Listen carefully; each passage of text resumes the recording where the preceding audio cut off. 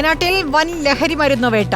MDMA-യുമായി നേരത്തെ എക്സൈസ് പിടിയിലായ പ്രതികളുടെ വാഹനത്തിൽ നിന്ന് 285 ഗ്രാം MDMA കൂടി കണ്ടെടുത്തു.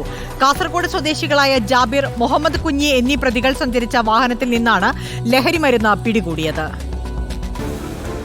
കഴിഞ്ഞ 19-ാം തീയതി തോൽപ്പെട്ടി എക്സൈസ് ചെക്ക് പോസ്റ്റിൽ വാഹന പരിശോധനയ്ക്കിടെയാണ് 6.9 ഗ്രാം MDMA-യുമായി കാസർഗോഡ് ചെർക്കള സ്വദേശി ജാബിർ, മുഹമ്മദ് കുഞ്ഞി എന്നീ 2 യുവാക്കൾ എക്സൈസ് പിടിയിലായത്.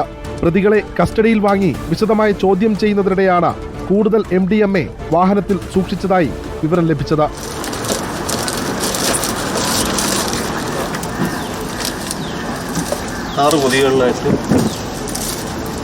തുടർന്ന് നടത്തിയ പരിശോധനയിലാണ് ഇവർ സഞ്ചരിച്ച കാറിന്റെ ഡിക്കിയിൽ നിന്ന് ഒളിപ്പിച്ച നിലയിൽ 285 ഗ്രാം MDMA എക്സൈസ് കണ്ടെടുത്തത്. ബാംഗ്ലൂരിൽ നിന്ന് കേരളത്തിൽ വിൽപ്പനയ്ക്കായി കൊണ്ടുവന്ന MDMA-യാണ് പിടികൂടിയതെന്ന് അസിസ്റ്റന്റ് കമ്മീഷണർ പ്രസാദ് പറഞ്ഞു. അന്വേഷണത്തിന്റെ ഭാഗമായിട്ട് ചോദ്യം ചെയ്തതിനു വേണ്ടി പ്രതികളെ രണ്ടുപേരെയും കസ്റ്റഡിയിൽ വാങ്ങിയതാണ്. ചോദ്യം ചെയ്തപ്പോഴാണ് കൂടുതൽ MDMA വാഹനത്തിലുണ്ടെന്ന് മനസ്സിലാക്കി അങ്ങനെ 27 റിക്കവറി നടത്തുകയാണ് ചെയ്തത്. 285 ഗ്രാം MDMA-യാണ് തുടർന്നുള്ള നടപടിയിൽ പ്രകാരം കണ്ടെത്താൻ കഴിഞ്ഞത്. കോടതിയിൽ ഹാജരാക്കിയ പ്രതികളെ റിമാൻഡ് ചെയ്തു.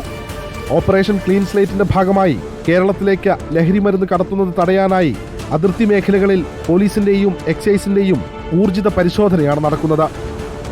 റിപ്പോർട്ടർ, വയനാട്.